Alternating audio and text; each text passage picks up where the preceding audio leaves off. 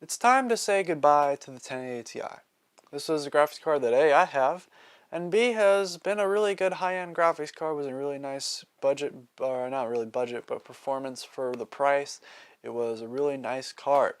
And not only is today's video going to be talking about, Nvidia and the background story of why we know this and what's going on behind the scenes and why the 1080 is also in the same boat, but also a little bit more of the background story of like what does this mean for other people that may not be able to get their hands on a 1080 Ti now because there are no more available, and a lot of other things. And also I'm going on a little bit of a tangent to talk about why I'm a little upset with Nvidia in the sense that they've planned obsolescence to a pretty good degree.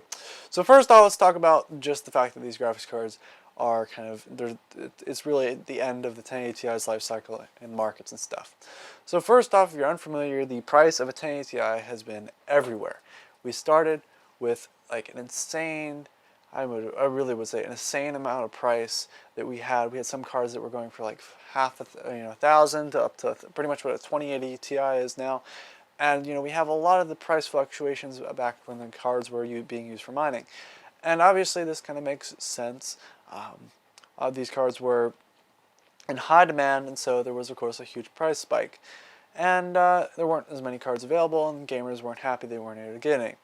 So now here we are at this point where we've got a 1080 Ti. They're out there, and they're all out there, all that will ever be pretty much. Because today I was going on there online and I was like, hey, I was trying to get a build for somebody. I do builds and helps people pick out parts and do computer builds for people. We're actually like just trying to start a little business doing that.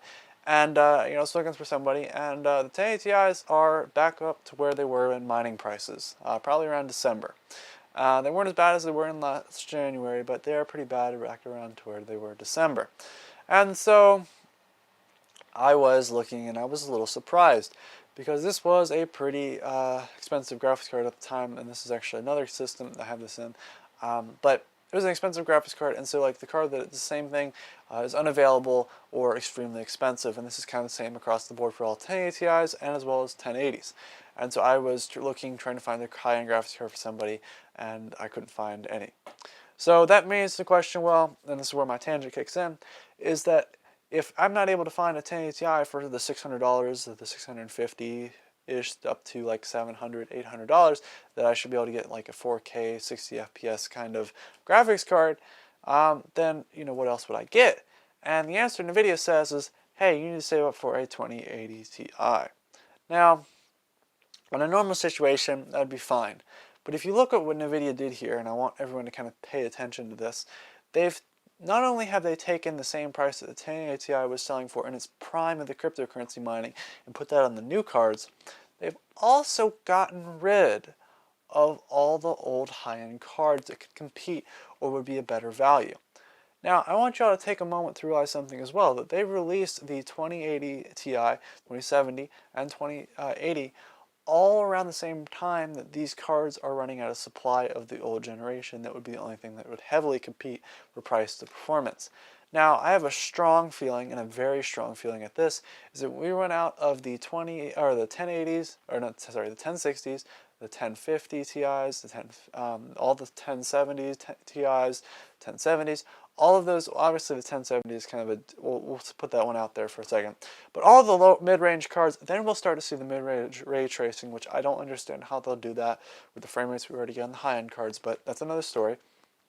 So it's hard to say that right now we have these high-end cards that are no longer in existence because Nvidia has put something else out that is different, that is supposed to compete and take its place only when the price is substantially higher, which means people just get lower quality cards, and people are really upset about it, especially when the 1080 and the 1070, the 1080 especially is kind of competing with the 1080 Ti here, or sorry, 2080 is competing with the 1080 Ti here, around the same range.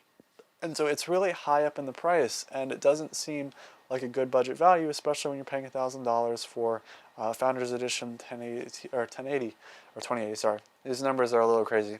And so when you're paying for that, it just doesn't seem right. And so you've got Nvidia that's not only has set it up in a very convenient way for them, so they make all the money from the gamers, just like they were mining cryptocurrency, trying to make up for those lost funds that they were kind of getting used to, and then they're kind of waiting for the cards to run out. So basically the old cards prices will go up because of the demand, and therefore it's more cheaper to buy their new cards, which as you can see has already started to happen, and they've already planned this out quite well. So I had another person bring up a question as well, like where are all those used cards that those miners got? And let's be honest, those miners sold them. The best time to buy a graphics card was probably about a month ago. That was the best if you're looking for something high-end. As for right now, if you're going for mid-range, this is a great time to buy a mid-range graphics card, but not for long, because in about a bit, I'd say maybe a couple months, 3 or 4, you're not going to be able to find a mid-range graphics card. A new 20 series mid-range graphics card will come out along with probably something from AMD, maybe in a couple more months after that, and then it will be a lot more pricier as well, since AMD will match those prices, or maybe Nvidia will keep those prices high up until AMD comes out with something competitive, which they may, especially with what they're doing in the processors. I wouldn't be surprised to see that from them as well. But thank you very much for watching. If you enjoyed today's video, give it a thumbs up. And as always, check out my channel for other cool tech-related news, videos, reviews, builds, yeah, lots of cool stuff. And thank you very much for watching. Goodbye.